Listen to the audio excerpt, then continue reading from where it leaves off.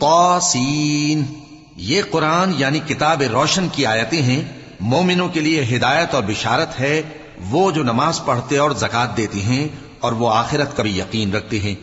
جو لوگ آخرت پر ایمان نہیں رکھتے، ہم نے ان کے اعمال ان کے لیے آراستہ کر دیے ہیں تو وہ بھٹکتے پھر رہے ہیں۔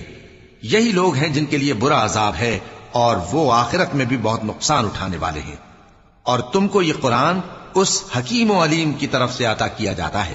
جب موسیٰ نے اپنے گھر والوں سے کہا کہ میں نے آگ دیکھی ہے، میں وہاں سے رستے کا پتہ لاتا ہوں یا کوئی شعلہ یعنی ایک انگارہ تمہارے پاس لاتا ہوں تاکہ تم آگ تاپو۔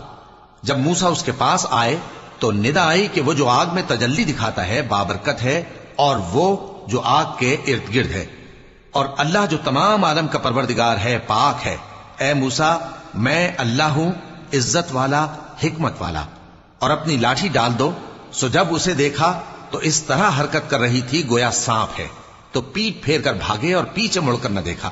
فرمایا اے موسیٰ ڈرو مت، میرے پاس پیغمبر ڈرا نہیں کرتے۔ ہاں، جس نے ظلم کیا پھر برائی کے بعد اسے نیکی سے بدل دیا تو میں بخشنے والا مہربان ہوں۔